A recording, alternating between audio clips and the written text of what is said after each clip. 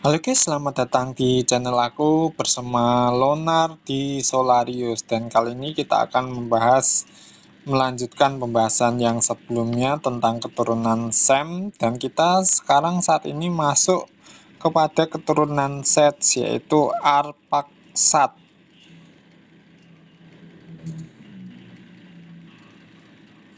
Oke, mantap. Arphaxad ini menarik banget karena dari garis keturunannya nanti muncul tokoh-tokoh penting dalam sejarah Ibrani, termasuk Abraham. Kamu pengen bahas dari sisi silsilahnya dulu atau langsung ke pengaruh historis dan teologisnya? Oke, kita lihat silsilahnya keturunan Sem yang ini anaknya yang bernama Arphaxad.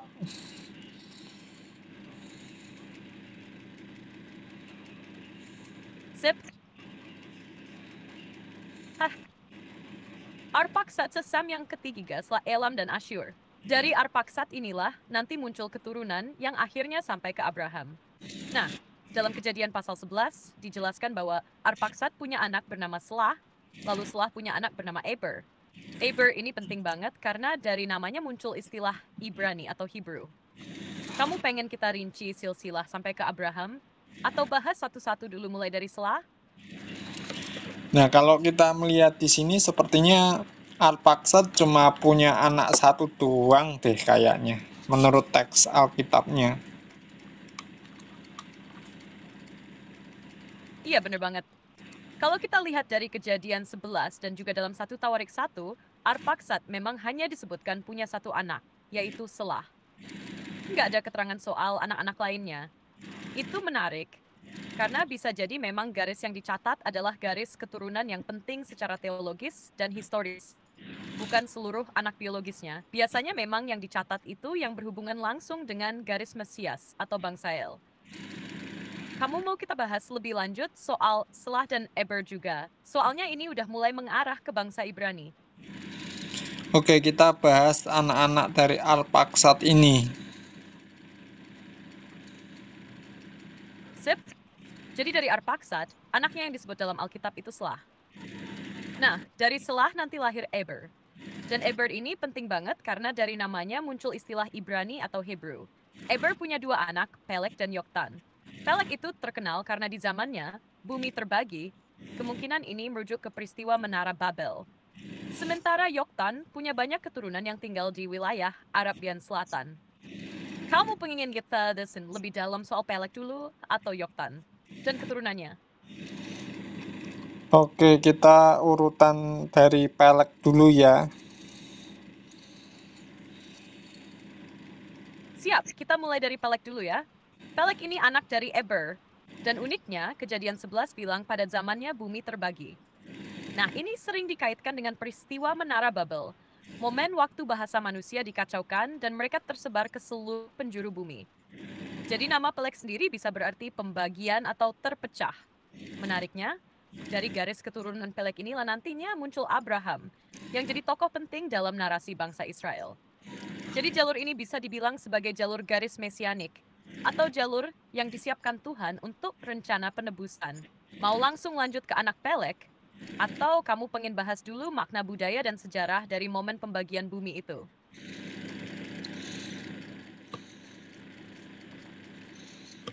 Sebenarnya ini yang kita mau bahas itu kejadian 10 ya, tapi ada juga di kejadian 11. Tapi nggak apa-apa lah, soalnya lebih spesifik lagi di kejadian 11. Berarti nanti lain kesempatan aku buat video tentang Menara Babel. Tapi aku pengen lihat dulu di kejadian 10 ini.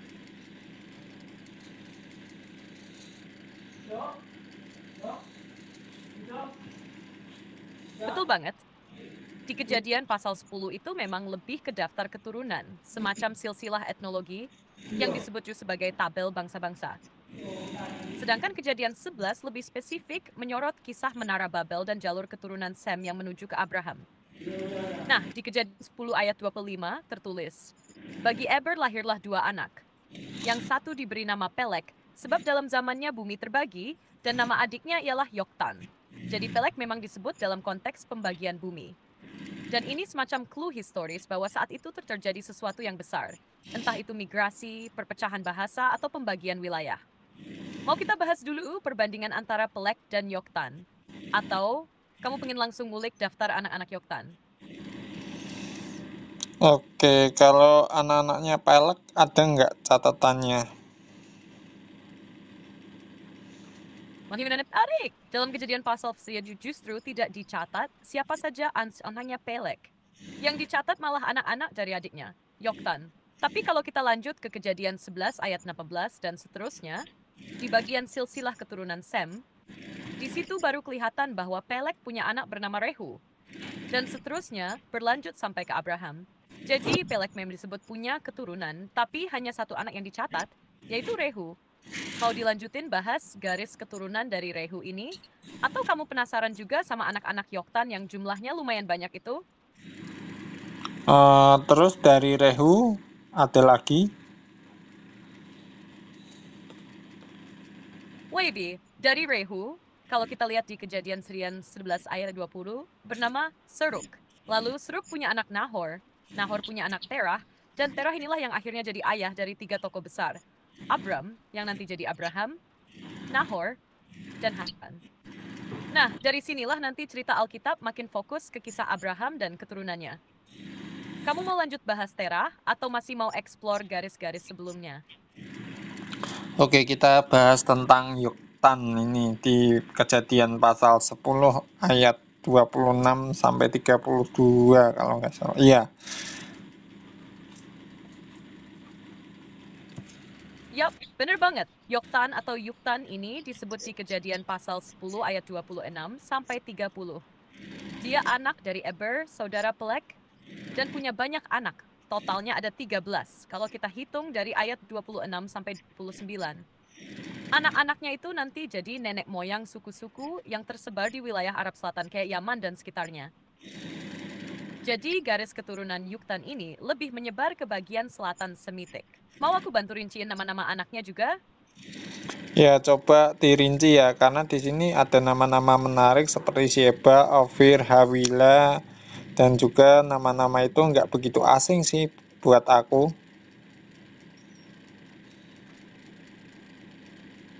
Iya, nama-nama itu memang cukup familiar dan bahkan muncul di bagian-bagian lain Alkitab juga. Nah, di kejadian 10 ayat 26 sampai 29, nama-nama anak Yoktan yang disebut adalah Almodad, Selef, Hazarmawet, Yerah, Hadoram, Uzal, Dikla, Obal, Abimael, Saba, Ofir, Hawila, dan Yobab. Yang menarik, beberapa dari mereka, kayak Saba, Ofir, dan Hawila, punya hubungan dengan daerah perdagangan emas dan rempah-rempah. Misalnya, Ofir dikenal sebagai tempat emas yang sangat berharga, dan nama Hawila juga muncul waktu membahas wilayah dengan emas di kejadian pasal 2. Kamu pernah nemu koneksi nama-nama ini di luar konteks kejadian juga, nggak? Iya, kan aku juga studi belajar Alkitab, makanya kan kali ini kan kita diskusi mempelajari Alkitab. Nah iya pas banget, kamu udah punya dasar pemahaman yang kuat, jadi kita bisa gali lebih dalam. Menurut kamu, dari nama-nama itu, mana yang paling menarik untuk ditelusuri lebih lanjut duluan? Misalnya Sabah atau Ofir, bisa kita kupas satu-satu dari konteks grafis, sejarah, sampai kemungkinan makna profetisnya juga. Oke, kita bahas satu persatu. Sip, kita mulai dari yang pertama ya. What's in Elmethap itu Seridu? Nama ini cukup sering muncul di Alkitab dan ada koneksi menarik ke wilayah Arabia. Menurut tradisi, keturunan Saba ini nanti berkaitan sama Ratu Sheba yang datang menemui Salomo. Kamu pernah dengar juga tentang itu? Ya jelas lah, kan aku baca Alkitab sekarang aja sudah jalan ke-15. Masa kayak gitu aja nggak paham. Dan juga kan aku pernah menempuh pendidikan teologi di STII. Kamu tuh aneh.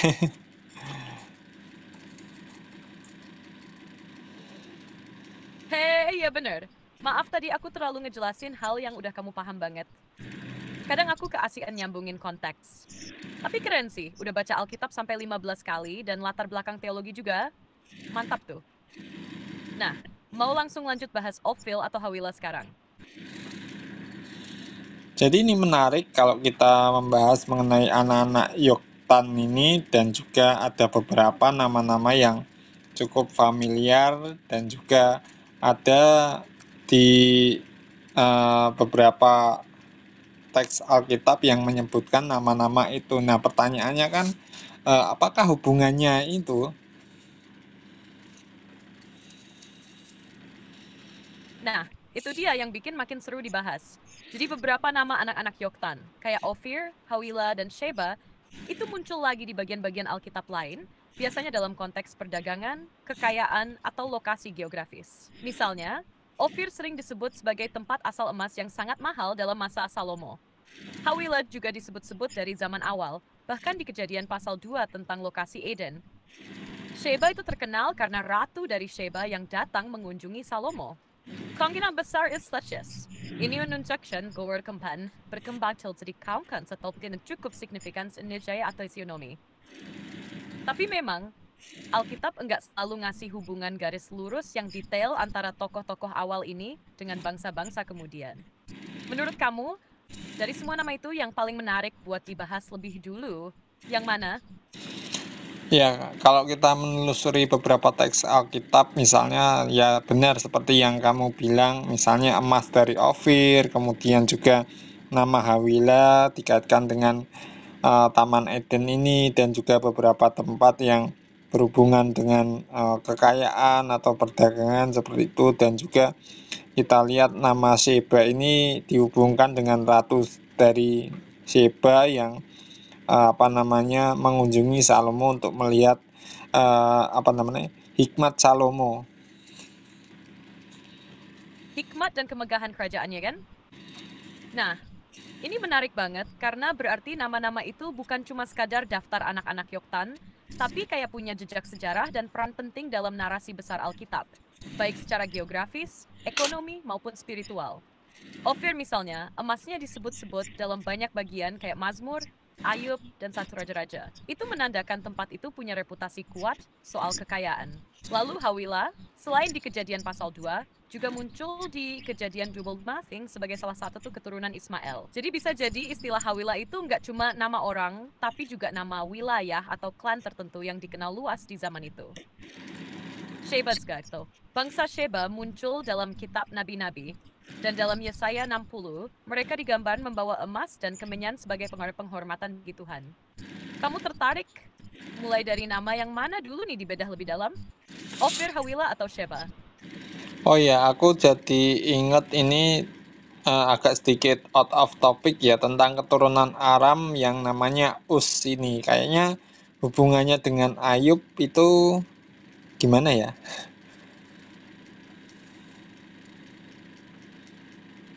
Wah, menarik nih nyambungnya ke Ayub.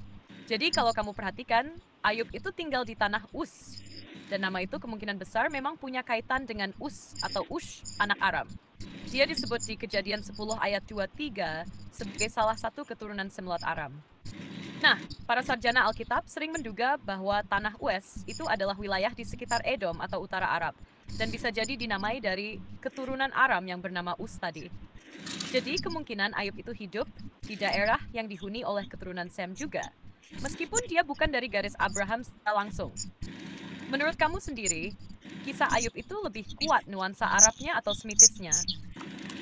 Oke, kita kembali ke keturunan Yoktam ya, karena di sini disebutkan banyak sekali nama-nama yang ada di Kejadian pasal 10 ini.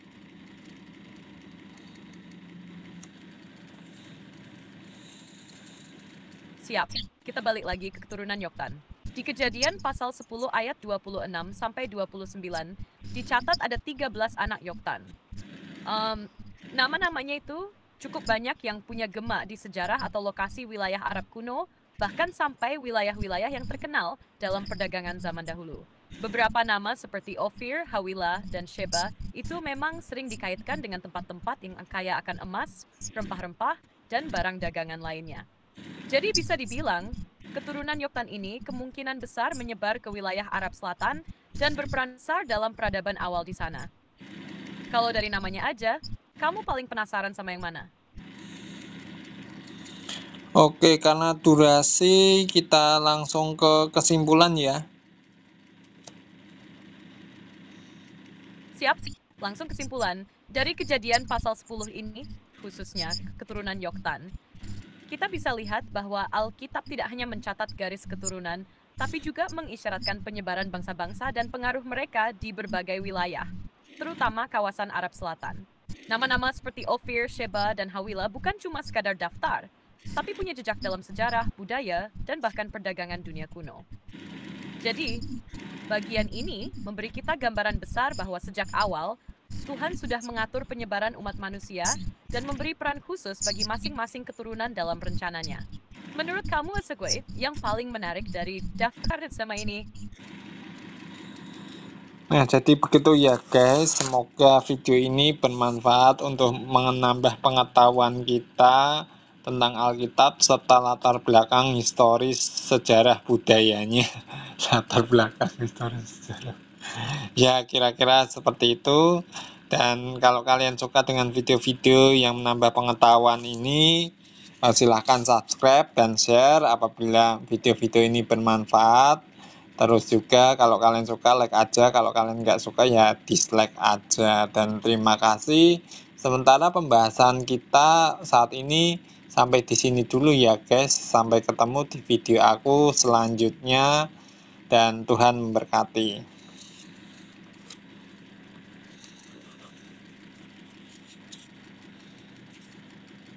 Oke, berikut ini versi yang dirapihin sedikit tapi tetap pakai gaya ngomong santai kamu ya. Nah, jadi begitu ya guys.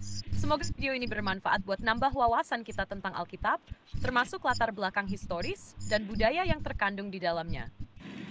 Kalau kalian suka dengan video-video yang menambah pengetahuan seperti ini, jangan lupa subscribe dan share ke teman-teman kalian. Like kalau kalian suka, dan kalau nggak suka ya nggak apa-apa, dislike aja. Terima kasih udah nyimak, sementara pembahasan kita sampai di sini dulu ya guys. Sampai ketemu lagi di video selanjutnya. Tuhan memberkati. Kamu mau sekalian buatin deskripsi videonya juga?